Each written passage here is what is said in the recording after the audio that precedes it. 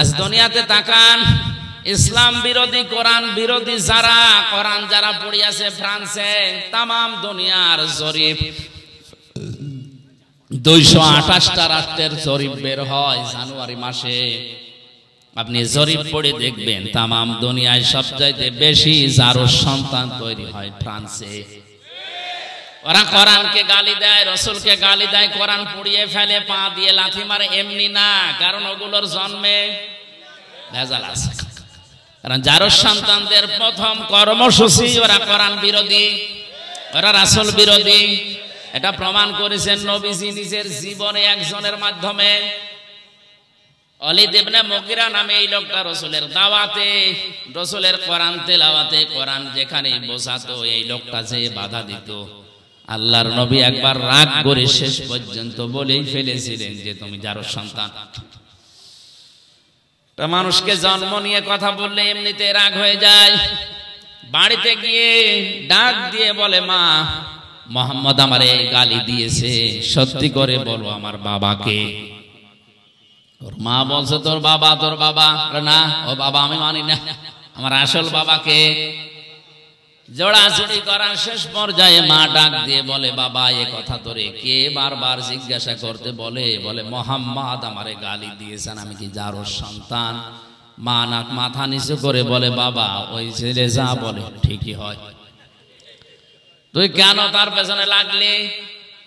কোরআনে কারীম মানুষকে শোনাচ্ছিল, দাওয়াত দিচ্ছিল কোরআন দিয়ে, আমি বাধা দিয়েছিলাম, আমার এই কথা বলে গালি দিয়েছে। মা বলছে, বাবা তোর জন্ম হয়েছে বাড়ির রাখাল দিয়ে, এখান থেকেই 13টা আয়াতে আমি পড়েছি ব্যাখ্যায়। বিশ্ব নবী জানিয়েছেন দুনিয়ায় জারজদের কর্মসূচি 9টা, তার প্রথম নাম্বারে তারা কোরআন বিরোধী। এটা রেকর্ড হয়ে কালকে তামাম দুনিয়ায় ছড়াবে। সারা দুনিয়ার মানুষকে বলছি কোরআন বিরোধী যারা, আপনি দেখলেই বুঝবেন ওটা জন্ম ঠিক নেই।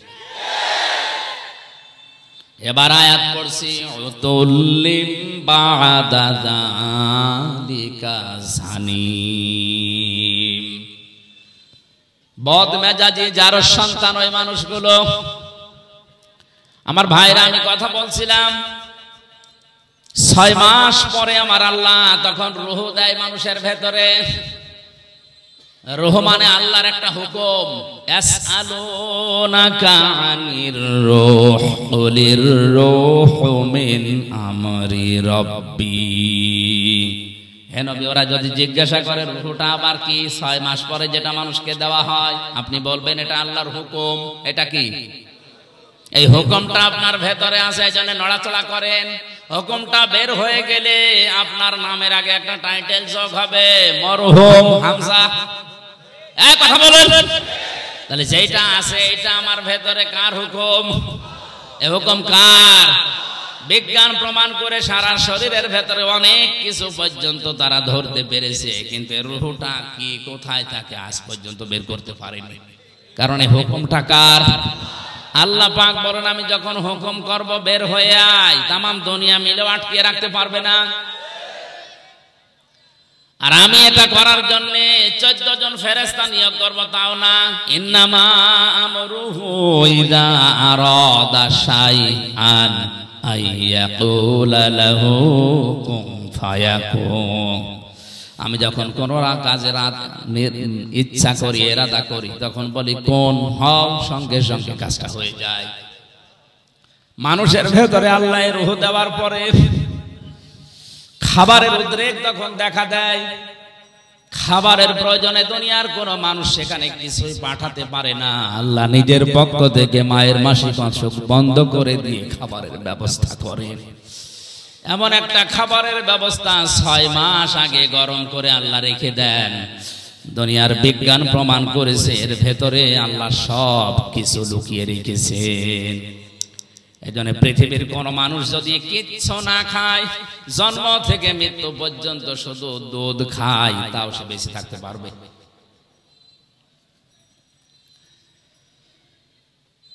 আল্লাহ রাব্বুল আলামিন মানুষকে মায়ের পেট থেকে এবার বের করবেন, খাবারের ব্যবস্থা করে দিলেন, তাও নাভির সাথে নাভি দিয়ে, মুখ দিয়ে নাপাক রক্ত দেননি। তাফসিরে মুফাসসির লিখেছেন নাপাক রক্তটা মুখ দিয়ে না দিয়ে নাভের সাথে দিয়েছেন এই জন্য দুনিয়ার মানুষকে আল্লাহ জানাতে চায় বান্দা নাপাক জিনিসদের মুখ দিয়ে দিলাম না, দুনিয়ায় যেয়ে এই মুখটা দিয়ে আমি আল্লাহর কোরআন পড়বি, আমি আল্লাহর নামের জিকির করবি। অথচ মানুষ এত নেমো খারাম, এত হারামি, এত খারাপ দুনিয়ায় আসে আল্লাহর ওই বানানো সুন্দর পবিত্র মুখটা দিয়ে হারামি জিনিস এই মুখ দিয়ে প্রবেশ করাচ্ছে। যত রকমের হারাম জিনিসে মুখ দিয়ে প্রবেশ করায় আল্লাহ এই জন্য কাইফা শব্দটা দিয়েছেন। আমি এই শব্দের ব্যাখ্যা করতে গিয়ে একটু চলে গিয়েছিলাম। আল্লাহ বলেন কাইফা তাকফুরুনা বিল্লাহ, কেমন করে আমার সাথে নাফরমানি করো? আমার তো বিশ্বাস হতে চাই না, কারণ যে পর্যায়ে ছিলে এখান থেকে এ পর্যন্ত আনতে কেউ ভূমিকা পালন করেনি। হ্যাঁ, তোমার মা বাবার দায়িত্ব ছিল শুধু বিছানায় থাকা, বাকি যা করার করেছে কি? এতটুকু আল্লাহ শেষ করেননি। আল্লাহ রাব্বুল আলামিন বলেন মানুষদেরকে আমি মায়ের পেট থেকে এবার আস্তে করে বের করে আনার জন্য ফেরেশতাদেরকে যারা নিয়োজিত আছে সিদ্ধান্ত দেই যে যাও, ওয়াল্লাযী আল্লাহু আখরাজাকুম মিন বুতুনি উম্মাহাতিকুম লা তা'লামুনা শাইআ। মায়ের পেট থেকে আস্তে করে আমি বাচ্চার আকারে বের করে আনি এমন অবস্থায় যখন সে কিছুই জানতো না। ওয়াজআলা লাকুমুস সামআ ওয়াল আবসারা ওয়াল আফইদা লাআল্লাকুম তাশকুরুন। শ্রবণ শক্তি, দর্শন শক্তি, বাক শক্তি, আকেল শক্তি, ঘ্রাণ শক্তি, এই পাঁচটা আমি আল্লাহ রব নামের কারণে মানুষকে দান করি। আল্লাহ কি করেন বলেন? বলেন, আল্লাহ আপনাকে দয়া করে দান করেছেন। এটা যদি আল্লাহ আমাদেরকে দান না করতো তাহলে আমি কানা হয়ে আসতাম। বলেন না কেন? আমি যদি শ্রবণ শক্তি না পেতাম তাহলে কালা হয়ে আসতাম। যদি দর্শন শক্তি না পেতাম তাহলে মানুষ আমারে কানা অন্ধ বলে ডাকতো। যদি আমি আকেল শক্তি না পেতাম ঠিক কিন্তু পাগল হয়ে আসতাম। ইয়াখরুজু মিন বাইনিস সুলবি ওয়াত তারাইব এই শব্দের ব্যাখ্যায় ডক্টর মরিস বোকাইলি আমি অনেকগুলো তাফসিরে পেয়েছি, কিন্তু এই জায়গায় যে উনি বিজ্ঞান, সায়েন্স এবং বাইবেল নিয়ে একটা বই লিখেছিলেন, ওখানে আয়াতের ব্যাখ্যা করতে গিয়ে সুন্দর একটা তথ্য দিয়েছেন। লিখেছেন মায়ের নাপাক পানির ভেতরে বাবার নাপাক পানি প্রবেশ করে আমার আল্লাহ 8টা জিনিস বানান। চুল, রগ, হাড় আর পর্দা, রক্ত, গোশত, চর্বি আর চামড়া। মায়ের ওই নাপাক জিনিস বাবার ওই নাপাক জিনিস দিয়ে 8টা জিনিস হয়। বিজ্ঞান এখন জানিয়েছে মানুষ তৈরি করার জন্য কমপক্ষে 13টা উপাদান লাগবে। কয়টা? মার বাবা দিয়েছিল 8টা, ওইটাও আল্লাহ বানিয়েছে। আর আল্লাহ নিজের পক্ষ থেকে মানুষের ভেতরে আরো 5টা জিনিস স্পেশাল ভাবে দেয়। এটা কিছুক্ষণ আগে যেটা সূরা নাহলের 78 নম্বর আয়াতের শেষের দিকের অংশ দিয়ে বললাম, ওয়াজআলা লাকুমুস সামআ ওয়াল আবসারা ওয়াল আফইদা। এখানে 3টা আছে আর সূরা নূরের ভেতরে আছে 2টা। এই 8, 5, 13টা জিনিস যখন এক হয়ে যায় ফেরেশতারা জিজ্ঞাসা করে রব্বুল আলামিন এটাকে কি আমরা এখন ছেলে বানাবো না মেয়ে বানাবো? সিদ্ধান্ত দেওয়ার মালিক কে? যারা মেয়ে হলে বা ছেলে হলে রাগারাগি করে স্ত্রীর সাথে, রাগারাগি স্ত্রীর সাথে না, ও যেন করছে প্রকারান্তে আল্লাহর সাথে। কারণ এর দায়িত্ব তো আপনার মা বাবার না, স্ত্রীরও না, স্বামীরও না, এর দায়িত্ব কার? ফেরেশতারা কমপ্লিট করে জিজ্ঞাসা করে আল্লাহ যদি বলেন ছেলে বানাও, দুনিয়ার তামাম একদিক হয়ে গেল, এই সিদ্ধান্ত নড়াতে পারবে না। হ্যাঁ, আল্লাহ দয়া করে কাউকে প্রথমে মেয়ে দান করে, এটা কোরআনে সূরা শূরায় আছে। ইয়াখলুকু মা ইয়াশা ইয়াহাবু লিমান ইয়াশাউ ইনাসা ওয়া ইয়াহাবু লিমান ইয়াশাউ যুকুর আও ইউযাওযিজুহুম যুকরানা ওয়া ইনাসা ওয়া ইয়াজআলু মান ইয়াশাউ আকিমা ইন্নাহু আলিমুন কাদির। তিনি সৃষ্টি করেন, কাউকে মেয়ে দেন, কাউকে ছেলে দেন। আগেকার কথা আরো জোরে বলেন। মেয়ের নাম আল্লাহ আগে দিয়েছেন, এই জন্য আয়াতের তাফসিরে বিশ্বনবী মুহাম্মদুর রাসূলুল্লাহ নিজেই যাচ্ছেন, রুহুল মানিতে আছে আল্লাহ মেয়ের নাম দিয়ে আরম্ভ করেছেন। এই কারণে আল্লাহ মেয়ের প্রতি বেশি খুশি। কারণ যে ঘরে একটা মেয়ে আসে, নবীজি বলেন ওই ঘরে একটা জান্নাত আল্লাহ পাঠায়। ওর উপরে যদি 4টা দায়িত্ব তার মা আর বাবা গার্জিয়ান পালন করে, কিয়ামতের দিন আমি নবী গ্যারান্টি দিচ্ছি, সবাই যখন বিচারে থাকবে এই মেয়ের প্রতি 4টা দায়িত্ব পালনকারী মা বাবা আর গার্জিয়ান আমি নবীর সাথে এভাবে পাশাপাশি থাকবে। মা বাবা আর গার্জিয়ান যারা আছেন, 4টা কাজের প্রথম নাম্বারে তার সুন্দর নাম রাখা। কি নাম বলেন বলেন? একটা অর্থবোধক নাম রাখতে হবে। আপনাদেরকে আমি বলছি, অনেকে স্বামীর সাথে নাম জুড়ে নিজের নাম লেখে না, এটা জায়েজ না। আপনি নাম লিখবেন বাবার নামের সাথে, কারণ স্বামী আজ আছে কাল নেই। কথা বলেন না। আজকে যদি আপনার স্বামী তালাক দিয়ে দেয়, কালকে ওর সাথে দেখা করা কি কথা বলেন? আপনার বাবার সাথে তালাক হবে হবে না। এই জন্য মায়ের নাম, ছেলের নাম, মেয়ের নাম বাবার সাথে মিলিয়ে রাখা দরকার। কারণ কিয়ামতের দিন আল্লাহ বাবার নামের সাথে মিলিয়ে আপনাকে ডাক দেবে।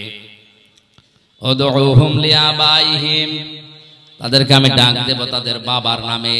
এই জন্য আমার নাম আমির হামজা, আমার বাবার নাম রিয়াজ, হামজা বিন রিয়াজ, রিয়াজের ছেলে হামজা।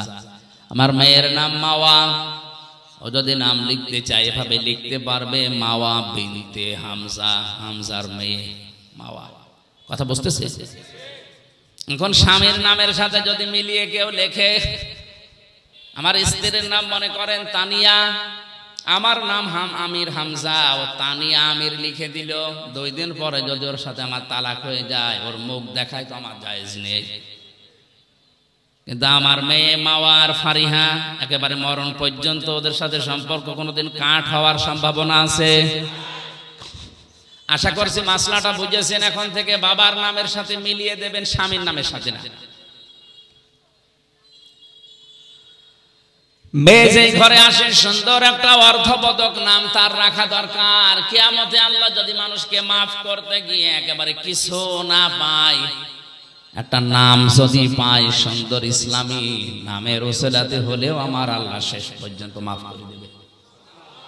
একটা হাদিসে পড়েছিলাম, কিয়ামতে আল্লাহ বিচারের ময়দানে ডাক দেবেন মরিয়ম, হাজার হাজার মরিয়ম দাঁড়িয়ে যাবে। রব্বুল আলামিন বলেন, আমি তো এত মরিয়ম চাইনি, আমি চেয়েছি ঈসা নবীর মা মরিয়মকে। মরিয়ম নামের মেয়েরা ডাক দিয়ে বলে, রব্বুল আলামিন তুমি তো বলো নাই ঈসা বিনতে মারিয়াম কই, ঈসা নবীর মা মরিয়ম কোথায়? কথা তো বলে ডাক দাওনি। মরিয়ম বলে, যখন ডাক দিয়েছো দুনিয়ায় বিধান তোমার মানিনি, আজকে তোমার আদেশ শোনার পরে সঙ্গে সঙ্গে লাব্বাইক বলেছি। আল্লাহ পাক বলেন, আমার ঈসা নবীর মা মরিয়মের সাথে তোমরাও যাও আমার জান্নাতে। তো এমন নাম যদি রাখেন যে নাম শুনলে কুকুরেও হাসে। একজনের নাম শুনেছিলাম কুকু, কি নাম? কুকু। খালেদা জিয়ার দ্বিতীয় ছেলের নাম কি? কো কো। কয়কার কয়কার বাদ দিয়ে যদি শুধুমাত্র হর্ষকার দিয়ে দেন, এই কো কো, ওর দাদি যদি ডাক দেয় যার দাঁত নেই, কি বলে ডাকবে? কুকুর। বলবে কুকুর পানি নিয়ে আয়। বিশ্ববিদ্যালয়ে থাকাকালীন আমার এক স্যার গল্প বলছিলেন, এক লোকের নাম ছিল ফ্যান চাটা। লোকজন গরিব মানুষ, তাই জন্য ওই নামেই তারে ডাকে। ধনী হয়ে গেছে লোকটা, এখন টাকা পয়সার মালিক, চিন্তা করছে আমার এত কিছু হয়েছে কিন্তু নামটা হবে না।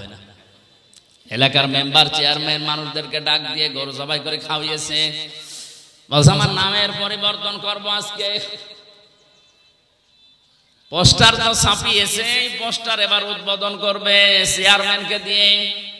চেয়ারম্যান মাইক হাতে নিয়ে বলছে, ভাইরা আমার, বোনেরা আমার, লোকটা এতদিন গরিব ছিল, এই জন্য নামে সমস্যা ছিল না, কারণ গরিব মানুষের নাম হলেও হয়, না হলেও অসুবিধা নেই। আজকের টাকা পয়সা, অর্থ সম্পদ, সম্মানিত মানুষ আল্লাহ তাকে বানিয়েছে, আজকে নামের পরিবর্তন করতে চাই। আপনাদের সবাইকে খাওয়াইছে, আমিও খেলাম, আজকে থেকে ওর নাম আমি পাল্টিয়ে দিলাম। ওর নাম এখন থেকে ফ্যান চাটা নয়, নাম হবে মধু চাটা। লোকটা মাইক হাতে নিয়ে বলছে, ভাইরা আমার গরু ছাগলও গেল, এলাকার মানুষ আমার বাড়িতে দাওয়াতও খেলো, আমার নামেরও পরিবর্তন হইলো, কিন্তু নাম থেকে ওই চাটাটা আর গেল না। আগে ছিলাম ফ্যান চাটা, এখন কি চাটা? এই জন্য আপনারা যারা গার্জিয়ান আছেন, মা বাবা, বড় ভাই, তারা সন্তানের নামটা রাখবেন এমন ভাবে, অন্তত নামের প্রভাব যেন তার কর্মজীবনে পাওয়া যায়। আসাদ, আসাদ মানে কি?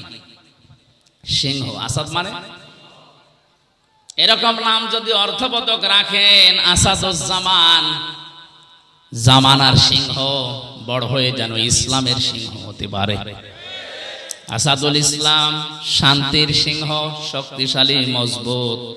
এরকম ইসলামের জন্য আমাদের সিংহ মার্কা পুরুষ দরকার আছে না নেই? নাম রেখে দিয়েছে বল্টু। এজন্য অর্থবোধক একটা নাম রাখা। 2 নম্বরে শুধু নাম রাখা না, তার পেছনে খরচ করা। একটা সন্তান প্রতিপালন করতে গিয়ে যদি কেউ খরচ করে, সেই মেয়ের পেছনে কিয়ামতের দিন ওই টাকা পয়সার হিসাব আল্লাহ নেবেন না। আপনার মেয়ের জন্য যদি একটা জামা কিনে দেন, স্যান্ডেল কিনে দেন, খেলনা কিনে দেন, মেয়ের লেখাপড়ার পেছনে, তার দিন এলেম শেখার পেছনে যত খরচ হবে, ওই টাকাগুলোর হিসাব দেওয়া লাগবে না। অনেকে এখন খরচ করতে চায় না, জায়গা মতো অকাজে খরচ করে। 3 নম্বরে মেয়েটাকে শুধুমাত্র শিক্ষা দেওয়া, মানে টাকা পয়সা খরচ করে তার পেছনে বড় করা না, তার পেছনে দ্বীনের শিক্ষা দেওয়ার জন্য ব্যয় করার সামর্থ্য অনুযায়ী। বাংলাদেশ সহ আমাদের মুসলিম দেশগুলোতে এখন বিশেষ করে এই লাইনে যেগুলো আছে, এই লাইনের গুলো আমরা ইসলামী শিক্ষা পুরুষদের তুলনায় মেয়েদেরকে অনেক পিছিয়ে দিয়েছি। পুরুষের মাদ্রাসা বা ইসলামী লাইনের যে সমস্ত শিক্ষা প্রতিষ্ঠান অনেক বেশি হয়ে গেছে, মেয়েদের গুলো একেবারেই কম। অথচ একটা মানুষকে মানুষ বানাতে হলে সবচেয়ে বেশি ভূমিকা পালন করে যিনি, তিনি মা। এখানে যারা এসেছেন আজকে থেকে সিদ্ধান্ত নেবেন, আপনার মেয়েকে আপনি ডাক্তার বানাবেন, ইঞ্জিনিয়ার বানাবেন, বিশ্ববিদ্যালয়ের শিক্ষক বানাবেন, কোনো অসুবিধা নেই, কিন্তু পাশাপাশি প্রথমেই তাকে আগে ইসলাম মানতে গিয়ে যা লাগে ওই শিক্ষাটা দিয়ে নেবেন। আর এই শিক্ষাটা যেখানে পাওয়া যায় এরকম জায়গায় আপনি যাবেন, এটা তো পাওয়া যাবে।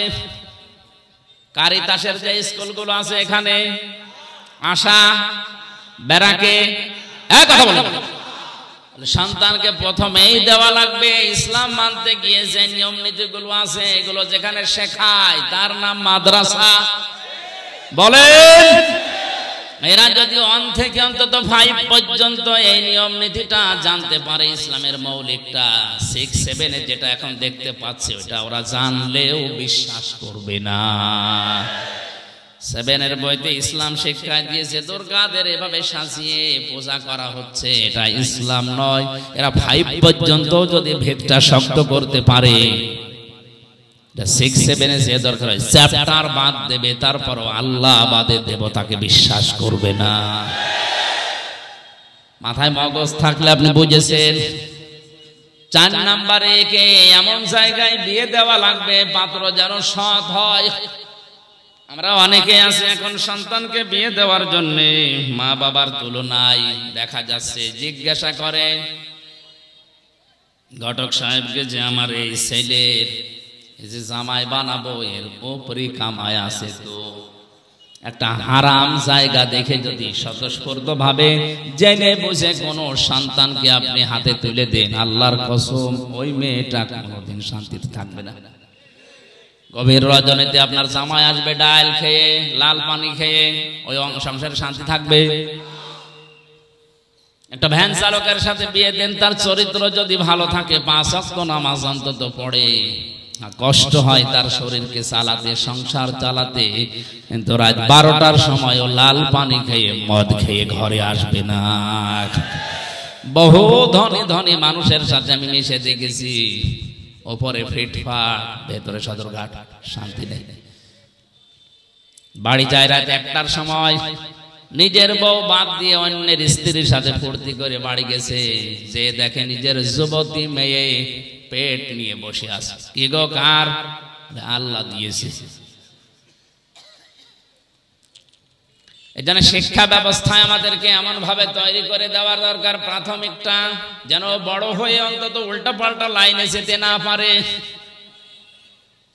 আমার ম্যাডাম তো ইসলামী বিশ্ববিদ্যালয় থেকে অনার্স মাস্টার্স করা, অথচ ওর সাথে অন্যান্য সাবজেক্টের অনেকেই বিয়ের আগেই বাচ্চা জন্ম দিয়েছে। জোরে বলেন নাউজুবিল্লাহ।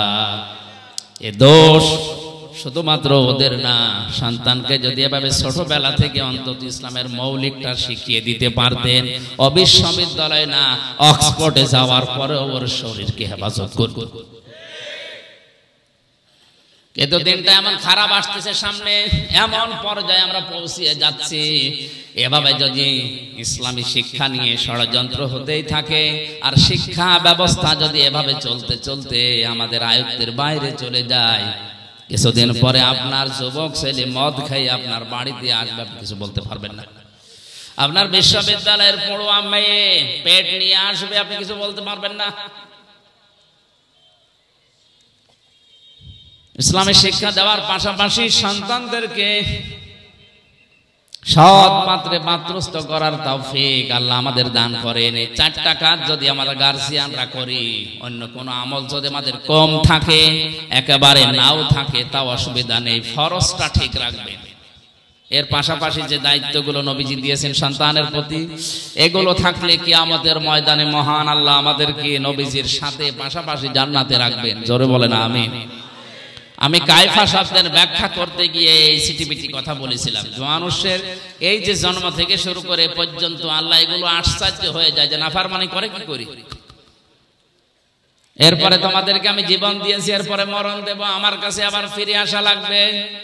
আমাদের আনন্দের বিষয় আজকে থেকে আমরা নির্ধারিত করে নেব বা নিলাম, এখন থেকে মরণ পর্যন্ত আনন্দ হবে শুধুমাত্র কোরআনের সাথে সম্পর্ক আছে যেইটার, ওইটা নিয়ে।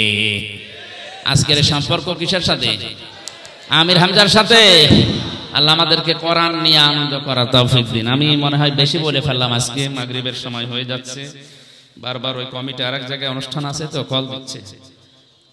এই পাশে আর একটা মাহফিল আছে এশার পরে, মনে হয় নাকি 9টা 9:30টার দিকে, ওখানে দেখি শেষ করা যায় কিনা। আল্লাহুম্মা আমিন। বারাকাল্লাহু লানা ওয়া লাকুম ফিল কুরআনিল আযীম। আজকের এই মাহফিলে অনেক আশা নিয়ে আমরা এসেছিলাম, যে যে আশা নিয়ে এসেছে আমাদের জায়েজ আশাগুলো পূর্ণ করে দাও। যে যুবকগুলো কোরআন শোনানোর জন্য ব্যবস্থা করে দিল, যারা বাইরের দেশ থেকে টাকা পয়সা পাঠালো, আল্লাহ এই যুবকদেরকে তুমি মঞ্জুর করো। বারাকাল্লাহু লানা ওয়া লাকুম ফিল কুরআনিল আযীম। আলহামদুলিল্লাহি রাব্বিল আলামিন।